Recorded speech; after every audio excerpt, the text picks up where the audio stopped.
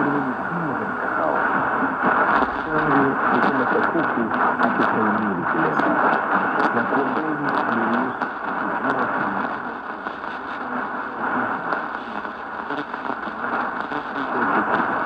kujua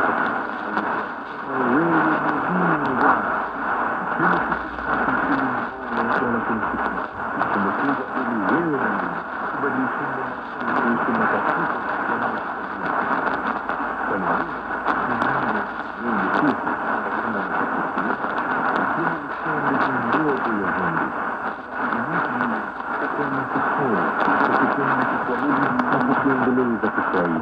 Imekuja hapa ili Kiswahili kitukuke kwa utukufu mkubwa. Titi la mama litamu, hata likiwa la mbwa. Makofi yalinikatiza hapa. Hivyo ndivyo alivyosema mtu fulani mzao wa Machui, yapata maili 6 kusini ya Tanga kule Tanzania. Alikuwa kabila la Kiao, ukoo wa Mganga. Titi alilolizungumzia alikuwa titi ya Liti. Alikuwa akimitilisha lugha ya Kiswahili na titi la mamake mzazi. Hii ndiyo lugha iliyomlea akapea na kuwa malenga hodari wa kuzinyonya chuchu zake. Alikuwa mojawapo wa wachache wanaojiita naibu wa Swahili. Mtu huyo alikuwa nani? Marehemu Sheikh Shaban Robert alikiona Kiswahili kuwa faridi na paula. Alikipenda kwa dhati ya moyo. Mimi nimezaliwa na kulelewa Uswahilini kama marehemu Shaban.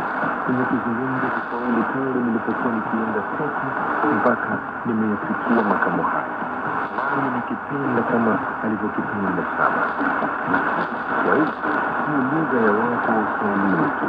Kiswahili ni lugha ya mtu wote. Mfikirie Sheikh Lambert hapa. Yeye alikuwa mzungu aliyezaliwa kwa uzunguni, lakini alikuja akajifunza Kiswahili na ushauri wa Kiswahili. Hatimaye akawa hodari sana kuwashinda Waswahili kwa Uswahili. Ninaona kwamba wengi wenu hapa ni wazawa si wazawa wa Pwani, lakini pindi mkijitambua nini, basi mtajua kuwa Kiswahili mkema. Mzungu jina lake John Allen alisema kwamba hamna lugha inayofanywa vyema na wengi katika Afrika Mashariki zaidi ya Kiswahili.